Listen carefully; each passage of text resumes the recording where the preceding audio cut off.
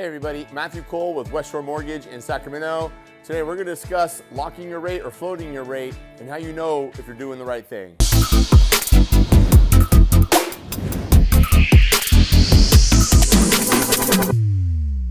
So in today's environment, with rates increasing as fast as they have, they're increasing so fast that it's almost impossible to keep up with.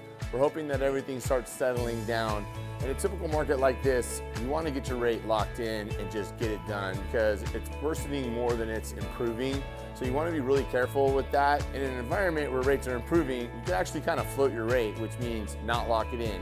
Typically, rates are locked for about 30 days. Sometimes you have longer than a 30-day close. You have a 45 or a 60-day close. Currently, we have some people who are buying new construction and their properties aren't going to be closed for 60 to 90 days. What you could do there is you could do an extended lock.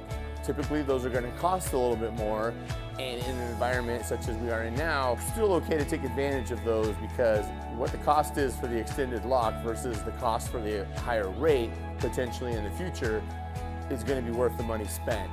Sometimes you'll get what's called a free float down, to where if rates are actually better, you can float it down to that rate.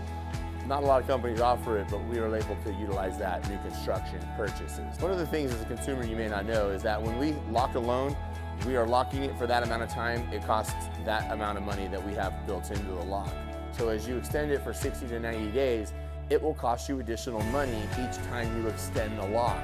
So if you commit to a 30-day lock and you can't close within the 30 days, you're gonna have some additional charges potentially built onto your closing that will be because of the lock not being met within that 30 days or the time frame that you accepted when you locked the loan. Same thing goes for a loan closing faster. Let's say, for example, you have a 21-day close, and in the first 5 days you float the rate, and then your loan officer can lock it for 15 days. That will potentially give you a little bit better of a loan than you would be if you were to lock it for 30 days. Not all lending institutions have that because they really want their loan officers to lock for 30 days just to be safe, but we're able to do that if we were able to stay ahead of the markets.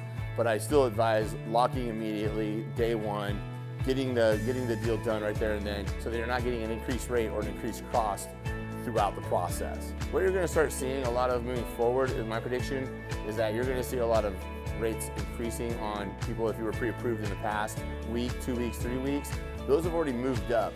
So constantly keep checking in with your loan officer and making sure that it's not too much, because I would project every 0.125% change in your interest rate, probably going to change your payment between 20 to 50 bucks depending upon the loan amount. It could be higher, it could be lower, but with the normal loan amount, I'd say between 20 to 50 bucks a month is where that's going to change. A lot of clients are taking advantage of buying down their interest rates, so meaning you could buy points, discount points, to get your rate down lower, which is actually smart because you're never going to see these rates again at my prediction. That'd be awesome if we did, but I can't say that that's going to happen. So buying down your interest rate is another way to try to keep your rate and your payment down to where they were.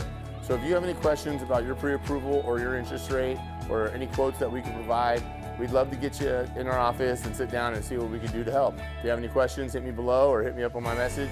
I look forward to hearing from you.